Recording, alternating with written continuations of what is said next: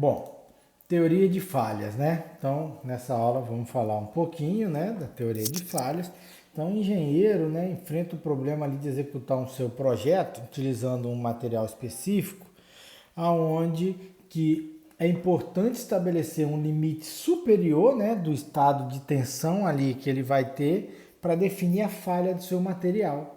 Então, isso aí, né, vocês já devem ter estudado em resistências 1, né, e até na disciplina de materiais, né, que a gente tem a diferença do nosso material dúctil e do nosso material frágil, né? O material dúctil, ele aqui ó, em azulzinho, ele vem, né, vai chegar aqui na parte de escoamento até chegar para a parte plástica, né? Então, e chega na ruptura. Então, a gente vê aqui ó, que ele tem esse aí, um pescoçamento, né? Esse aqui é do ensaio de tração, né? Aí ele vem até se romper, né? Tem essa zona de escoamento, né? E já o frágil, ele vai ser o que? Ele não tem essa zona de escoamento, né? Então ele vai ali, a deformação é mínima, ele já vai vir a se romper. Então, o material dúctil, né, a tensão que a gente acaba especificando é o início do escoamento dele. E o material frágil, né, então já pode ser ali quem? A ruptura dele. Então, né, desse modo aí, dessa forma, né, para situações, né, de estrutura onde está sujeito estado uniaxial de tensão, né, com uma tensão simples ou até mesmo biotriaxial, né, a gente se define ali alguns critérios ali de falha, nessas teorias da falha. Então, para materiais dúcteis, né, a gente tem aqui, nós vamos falar de duas, né, uma é a teoria de tensão de cisalhamento máximo, aonde se a gente tem um elementozinho aqui, ó, que está sofrendo material dúctil de aço, né, onde está sofrendo uma tração, né, ali a tração simples, né, a gente vê que a situação dela ali de tensão é de escoamento. Fazendo esse teste com corpo de prova, né, que foi feito ali com alto polimento, a gente chega a visualizar ó, essas linhas a 45 graus, né, as linhas de Luder, né, estão ali nessa tira, mostrando ali, né, que apesar da tração simples, né, ele vai ter o que? Esse deslizamento ali, né, devido à tensão de cisalhamento. Então, pegando aqui ó, só um elemento nesse meu corpo de prova, né, ele só vai ter uma tensão axial, né, aí ó, o ESI, né, como é dúctil de escoamento, se a gente prepara o círculo de Mohr, quem que é o nosso cisalhamento máximo, né? É essa minha tensão aqui dividido por 2, porque só tem tensão de um lado, a outra tensão aqui, ó, principal é zero, não tem ali o cisalhamento, e a outra tensão aqui máxima é a de escoamento. Então, o meu cisalhamento é dividido por 2. O ângulo que eu tenho dessa minha tensão de cisalhamento aqui, se eu for rotacionar, né, qual é a orientação do meu cisalhamento máximo para essa carga, é o que? É isso aqui dividido por 2, né, que é o nosso 2 ΔP. Então, ó, a orientação é essa aqui de 45 graus, onde a gente tem aqui o nosso cisalhamento máximo, né? E a nossa tensão aqui média também é a de escoamento sobre 2. Beleza? Então, né, que esse plano coincide com aquelas linhas de Luder, né, que essa ideia aí dessa teoria surgiu, né, aqui, ó, do materiais dúctil por R. Prostor em 1868, né, que surgiu a teoria de tensão de cisalhamento máximo ou critério de escoamento de Tresca. Então, essa teoria ali, né, é usada ali para prever a tensão de falha de um material dúctil sujeito a qualquer carga.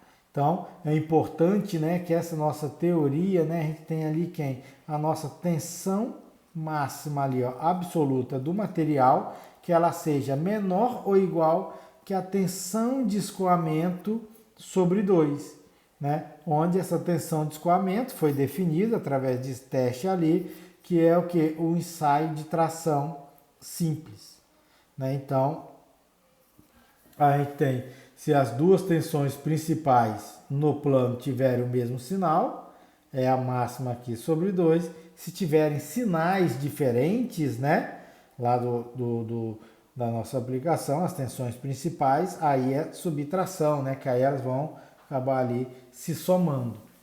beleza? Aqui dividido por 2. Então, se tem o mesmo sinal, ó, a tensão 1, elasticidade, a tensão 2, elasticidade, que vai estar aqui, e se são sinais diferentes, né, aqui que é para ter a soma dessas duas. Então, dessa forma, a teoria de tensão de cisalhamento é essa. Então, quando a gente for analisar, né, ali um material, será que está suportando? Qual a tensão que eu tenho? Qual a tensão principal que eu tenho? Vamos ter as duas tensões principais.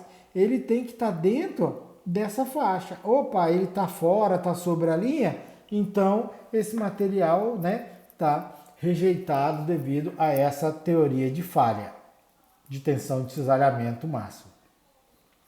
E uma outra material dúctil, né, que a gente vai estar vendo aqui, é a teoria de energia de distorção. Em resistência 1, vocês já estudaram, né, ali que quando deformado por uma carga interna, né, o corpo tende a armazenar energia, né, internamente no seu volume, né? Então, a energia por unidade de volume do material, que é denominada densidade de energia de deformação, né, ele vai estar sujeito a uma tensão uniaxial, né, e a sua densidade de energia vai ser definida pela tensão vezes a deformação sobre 2, certo? Então, é possível a gente criar, né, um critério de falha, né, com base aí nas distorções causadas por essa energia de deformação. Então, para determinar a densidade dessa energia, né, a gente considera ali um elemento de volume com as 3 tensões principais, né? Então, a gente vai ter o que? A sobreposição dela ali. Então, a nossa energia, né, é a energia que cada uma dessas tensões, né, proporciona a esse corpo armazenar. Então, né, aplicando isto na nossa lei de Hooke, né, onde a gente tem aqui, ó, aqui a nossa energia, as deformações e tensões, né, pegando as deformações que a gente tem da lei de Hooke, substituindo e organizando, né, a gente vai ter que a nossa energia é essa aqui, certo? Já entrando no modo elasticidade, o coeficiente ali de Poisson. Por quê? O professor está entrando isso aí que vem. Porque a nossa densidade de energia de deformação, né, ela é a soma de duas partes. Uma, ela representa a energia que provoca a mudança do volume no elemento sem mudar a sua forma. Essa primeira, como se fosse tensões médias ali igual em toda ela, né? Que é aqui, ó, a soma da 1, 2 e 3 dividido por 3. Então, se eu tenho as 3 tensões iguais, ela vai alterar o volume sem alterar a sua forma. A outra é a energia necessária para distorcer o elemento. Que aí na direção 1 aqui, ó, é o 1 menos a média, a 2 menos a média, a 3 menos a média.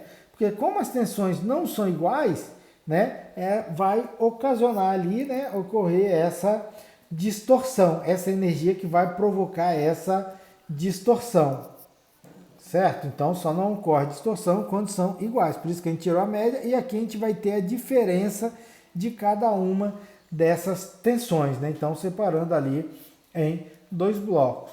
Então, evidências aí experimentais, né, do material ali não vai escorrer, né, escoa quando submetida às tensões, né, ali é a média, que a gente já até falou, né, anteriormente, quando a gente viu o módulo de compressão, na aula anterior, né, então, o resultado em 1904 aqui, ó, o Humber, né, que propôs esse escoamento aí, né, de material dúctil quando ocorre a energia da distorção. Então, separando essas duas, né? Então, visto que mais tarde aqui, ó, essa teoria, né, foi redefinida por Van Mises e Henck, né? Às vezes também tem o nome aí desses dois cientistas, né? Teoria de Van Mises ou de Henck. Então, para obter essa energia de distorção por unidade de volume, a gente vai ter que substituir as tensões, né? Porque ó, a tensão por 1 menos a média, a 2 por 2 menos a média e a 3, né? Menos a tensão média por 1, 2 e 3, respectivamente, né? Então, na equação ali que a gente tem no slide anterior, a nossa tensão média, que é esse valor, então a gente vai ter ali, né, substituindo aqui, ó, na nossa equação, a gente chega a essa equação aqui de distorção, beleza? Então, essa aqui, ó, nossa equação, o 1 é 1 menos a média, o 2 menos a média, então a gente vai substituir os valores e depois a média a gente entra com esses valores, trabalhando, organizando, chega nessa equação. Então, simplificando por um caso de tensão plana, a nossa energia de distorção se reduz a essa equação, já que o nosso dz é zero, e no caso de um ensaio de tração uniaxial, onde a gente só vai ter a tensão 1, que é a de escoamento, né? As outras duas são zero, a gente se reduz a essa expressão. Então, neste caso, né, a gente vai ter o que aqui, ó, trabalhando, né, na nossa, igualando aqui, ó, as nossas duas, né, a teoria da energia de distorção, que é ela aqui vezes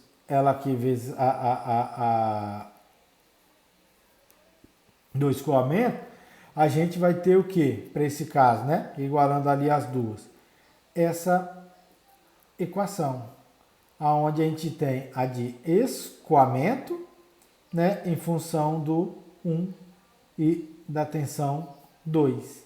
Então, colocando isso aqui num gráfico, né, a gente vê que ela tem uma forma elíptica, né? Então, essa, né, é a forma dessa teoria, aonde quando a gente trabalha com achar as tensões principais no plano, certo? A gente vai ter o que? Ele tem que estar aqui dentro. Se tiver sobre a linha ou fora, ele não atende, né? Então, dessa equação, a gente pega como a gente está trabalhando no plano, essa equação, e iguala para essa outra que é o resultado do ensaio, né, da nossa peça, que é onde vai ficar em função da de escoamento. Então, vai estar aqui dentro dessa. Então, comparando agora essas duas teorias que nós vimos de materiais dúcteis, né, esses dois critérios de falha, a gente observa que nós temos alguns pontos coincidentes, né? Aqui, ambas ali, quando a gente tem as tensões principais, né? Aqui ela é zero. Quando tem o cisalhamento ali, né? Puro, que é onde forma esse ângulo de 45 graus, aí ele tem essa diferença. Então, né? Fazendo ali geometricamente, esse ponto vai ter essas coordenadas e o outro essa coordenada. Fazendo a razão deles dá 1,15, então a gente observa que pela teoria de distorção máxima, ela é 15%, né, mais precisa ali do que a teoria de tensão de cisalhamento máximo. Beleza? Que dá essa diferença. E agora vamos ver outras duas teorias aí que tem para materiais agora, só que frágeis, né? Então, a teoria da tensão normal máxima. Então, sabemos que material frágil, como ferro fundido cinzento, eles falham repentinamente, de forma abrupta, né? Então, sem nenhum escoamento aparente. Então, tanto na tração, ele vai vir a falhar, quanto aqui, ó, na torção. Na torção, interessante, né, que a gente vê aqui, ó, o cisalhamento que ele tem, né? Puro que vai até formar aqui um de 45 graus, né? Então, se você tem giz em casa, que é um material frágil, você consegue aplicar torção, segura nas extremidades e faz essa torção que você vai ver que ele vai falhar dessa forma, né? Então, a gente tem ali essa direção do cisalhamento. Então, a tensão de tração ali necessária para romper o corpo de prova durante isso, né, é aproximadamente, né, a mesma, né, para romper ali sobre a tensão simples. Então, a teoria de tensão normal, né, afirma que um material frágil falhará quando a tensão principal máxima dele, né, for ali igual à tensão de ruptura, o limite que ele tem. Então, ó, o módulo aqui, ó, da tensão que ele tem que ser igual à tensão de ruptura. Isso para as duas tensões principais, né? Então, aqui no século 19, né? Rankine aqui que propôs essa técnica. Então, é desta forma, né? Então, ele tem que estar dentro aqui, né? Para estar atendendo, tanto sofrendo tração como compressão, né? O nosso material frágil. E o outro critério de materiais frágeis é o critério da falha de Mohr, né? Então, aí é desenvolvido por Otto Mohr, né? O mesmo que desenvolveu o círculo de Mohr, né? Então, a gente tem esse critério de falha. Para esse critério de falha, a gente precisa de 3 resultados de ensaios. Um ensaio de tração uniaxial, né? Representado aqui pela tensão de ruptura de tração. Um ensaio de compressão uniaxial, né? Tensão de ruptura da compressão. E um ensaio de torção. Com esses 3 ensaios, a gente vai montar o quê? 3 círculos de Mohr. Quando a gente tem essa tração pura, a gente vai ter o quê? Ó? A tensão, né? Ó, apenas aqui em 1. A outra tensão é 0. Então, ele vai ser o quê? Ó? Esse círculo B. O outro, o de compressão, né? Ele vai ser o que aqui? Ó? Eu vou ter, ó, apenas a compressão, certo? E a outra é 0. Então, o de compressão, ele vai ser o que? Esse aqui. Então, observa, o de compressão, ó, esse é o ponto mínimo. E o de tração, ó, é lá que é o ponto máximo. E agora, o de torção, pessoal. O de torção, né, é quando ele tem apenas ali o cisalhamento, né? Então, o cisalhamento não tem tensão normal. Então, é quando ele vai tirar aqui, ó, o cisalhamento aqui sobre o ponto da minha tensão aqui, 0, né? Aí a gente tem são as tensões médias ali, as principais. Então, ó, aqui são esse outro círculo aqui, ó, 3, que é onde está dando aqui. Beleza? Então, vai estar montando esses 3 círculos aqui de Mohr, né? E representando o critério de falha em um gráfico principais de tensões, então aqui a gente vai ter o que? Essa parte aqui, ó, do 1, aqui, podemos dizer aqui, ó, essa aqui, ó, devido A, essa devido o B, essa aqui do A, essa aqui do B, e essa terceira que faz essa curva é devido aqui, ó, aqui, ó, envelope de falha. É essa parte aqui que vai ter. Então, aqui, ó, ocorre a falha quando o valor absoluto de qualquer das tensões, né, atinge o valor igual ou maior da tensão de tração, ou, aqui é compressão aqui, né, nesse ponto, ficando dentro ou fora do sombreado. Então, aqui vai estar o que? Ele tem que estar dentro aqui também dessa parte que é devido àquela curva que a gente tem da falha de Mohr. Então, qualquer um desses 2 critérios, né, pode ser usado na prática ali para prever a falha ali do nosso material. Então, são alguns critérios, né? Então, o tubo de aço, ó, com diâmetro de 60 milímetros, interno e externo de 80, está sujeito a um momento de torção de 8 kNm e a um momento fletor de 3,5 kNm. Determine se essas cargas provocam falha, como definido pela teoria da energia da distorção máxima. Tensão de escoamento do aço é 250 MPa. Bom, então onde que é o ponto crítico dele? Essa torção é a mesma ao longo dele todo. Essa flexão também vai ser. Então, qualquer ponto que a gente pegar, ele vai, né, ter o mesmo carregamento. Então, olha aqui o de torção e aqui o de flexão. Eu sei que tem que ser o quê? Pela flexão e pela torção, o maior da torção é na extremidade. E o maior da flexão é na extremidade. Então a gente vai ter que pegar um pontinho aqui, ó, na superfície externa. É ali que a gente tem as maiores tensões que esse corpo vai estar sofrendo. Então, o nosso raio aqui, que é o que? A tensão, né, de cisalhamento é o torque, vezes o R, que é o raio aqui externo, né, o que vai ter ali o 0,40, já que é 80, o torque de 8 kN, e aqui o módulo polar, né, dessa minha superfície. Então a gente chega na tensão cisalhante. E a tensão normal? A máxima, né, ó, que é onde eu vou ter o que?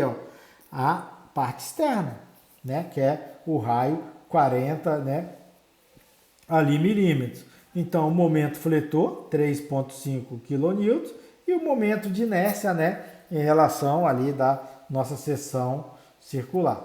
Então, daqui a gente tirou as duas tensões, a de cisalhamento e a normal. Então, analisando o elemento 3D, ó, a gente vai ter o que?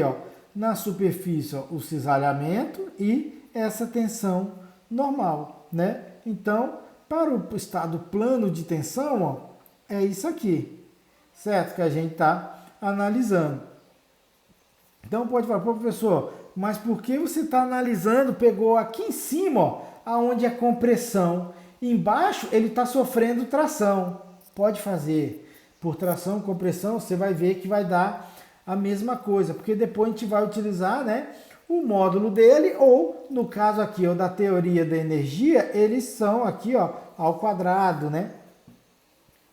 A gente trabalha ele ali com, né, o nosso valor. Então, que vai ser só ali essa influência ali, não vai alterar o nosso resultado.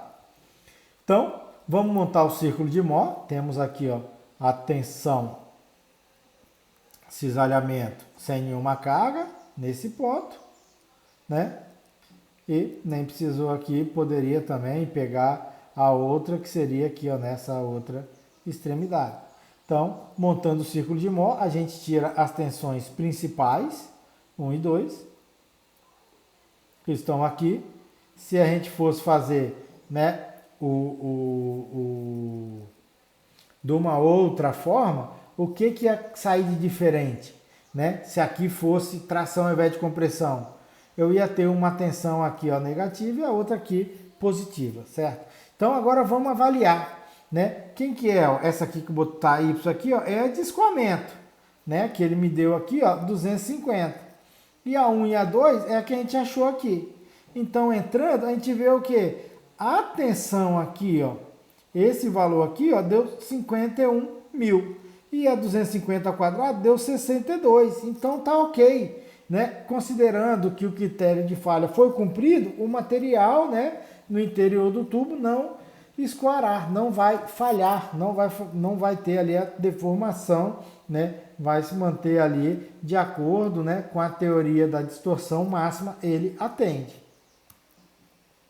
Olha aqui um outro exemplo.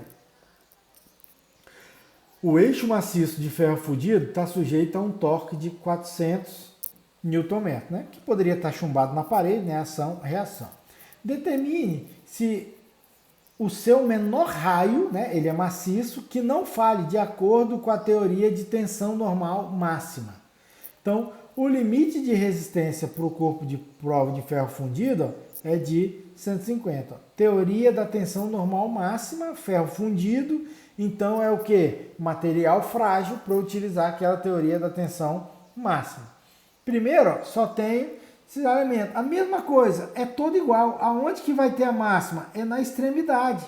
Então, a nossa tensão de cisalhamento aqui, ó, vai ser o que? O torque vezes o R da extremidade, né, sobre o momento polar de inércia. Então, só que nesse caso, eu quero o raio. Então, o menor raio, vamos achar o raio que atenda essa tensão aqui, né, esse ensaio, para nos atender. Então, olha só, eu vou ter a tensão máxima, 400 vezes o raio, e aqui π sobre 2, 4. Que aí a gente vai ter, ó, a nossa tensão máxima, ó, é esse valor aqui em função do raio. Bom, se a gente só tem tensão de cisalhamento, né? Aqui, como o nosso círculo de Mohr, aqui o nosso cisalhamento puro, o nosso círculo de Mohr a gente vai ter o quê? Ó? Aqui a máxima, aqui a, né, menos, atenção, e aqui a gente tem o quê? Ó? O 1 e o 2. Então, a minha, né, tensão principal, ela é igual a quem? Ó? Não é o raio? É igual à minha tensão máxima. Então, para a teoria de tensão normal máxima, né? Que ele me deu aqui, ó, a tensão de ruptura aqui de tração, né? Eu sei que o módulo dessa minha tensão tem que ser o quê? Menor ou igual à tensão ali de ruptura. Beleza? Então, essa tensão aqui que eu tenho, né? Bota aqui em módulo, em função do raio, que é a mesma da minha tensão de cisalhamento, tem que ser menor ou igual que, quem que é a tensão de ruptura? 150 megapascal. Então, ó, como eu quero o menor raio, vou igualar isso aqui que eu vou achar um valor de raio, né? Resolvendo aqui, ó, o nosso valor do raio vai ser 11,93. Opa, que é milímetros, né? Faltou um mzinho. Ou 0,11 aqui metros. Beleza? Então, né, a gente sabe que esse é o menor tamanho de raio para esse eixo. Olha aqui um outro exemplo, né? O eixo maciço tem raio de 0,5 centímetros e é feito de aço com tensão de escoamento, né? De 360 megapascal. Então, determine as cargas, determine se as cargas provocam a falha do eixo de acordo com a teoria de tensão de cisalhamento máximo e a teoria de energia de distorção. Olha isso que legal, né? Esse é de material dúctil, só que ele pede as duas teorias, né? Vamos verificar essas duas. Mas inicialmente é igual. Então ele tem ó, a carga aqui de 15 kN axial e tem aqui ó, né, a de torção. Então, né, ela é a mesma ao longo, né, a de compressão é a mesma ao longo do eixo e a de torção ela é maior na superfície. Então a gente vai pegar um ponto aqui qualquer na nossa superfície. Ele tem aqui o diâmetro de 0,5. Então, a carga, né, axial de compressão, quem que é essa tensão? Força sobre área. Né? Então a força 15 kN sobre a área, a gente tem a nossa tensão, menos 19,10 kN/cm², né? Jogando ali e botando em moda vai dar o quê? 191 megapascal. E a torção, né? Vai ser o torque vezes o C, que é o raio ali externo, 0,5, vezes o momento polar de inércia, que aí deu 16,55 kN/cm², que é 165,5 megapascal. Então, achamos eles, ó, pegando aqui esse elementozinho, ó, a gente sabe que vai ter ó, compressão, né, aqui, e o cisalhamento, beleza? No outro não tem. Poderia resolver por ciclo de Mohr, né, mas só para mostrar para vocês, a gente tem aqui ó, as tensões, por transformação de tensão, a gente acha quem são as tensões principais, né, essa equação que vocês estudaram em resistência 1. Então a gente acha a tensão principal. Também poderia ter feito por círculo de Mohr. Como a gente já fez vários ali por círculo de Mohr, que eu gosto só para relembrar que também pode utilizar essa outra forma. Bom, achamos as nossas tensões principais. Agora, com essas tensões principais, a gente vai analisar as duas teorias. Então, a teoria de cisalhamento máximo, né? Como eu tenho uma tensão positiva, uma negativa, se elas têm sinais opostos, essa é a minha equação. A diferença das duas em módulo tem que ser menor ou igual que a minha tensão de escoamento. Então, eu tenho 95 menos 286, vai dar o quê? 382,2, que é maior que o 360, né? Que ele falou que é a nossa tensão de escoamento. Então, o que acontece? A falha por cisalhamento do material ocorre de acordo com essa teoria. Já a teoria de energia de distorção máxima, né, onde a gente tem aquela equação elíptica, né, que tem que ser menor ou igual que a tensão de escoamento ao quadrado. Então, a gente entra aqui com os valores deles né? E o 360. 360 ao quadrado dá 129,600 e o outro deu o que? 118,6779. Então, nessa teoria aqui, ó, ok, ele atende, que está dentro ali daqueles 15%, né? Que ela seria mais precisa, por estar buscando ali essa forma elíptica, certo? Então, para essa teoria aqui, ó, ele não iria falhar, atenderia. Beleza, pessoal? Então, aí são alguns critérios, né? Aí, completando aí as nossas análises ali de tensões para a teoria de falhas.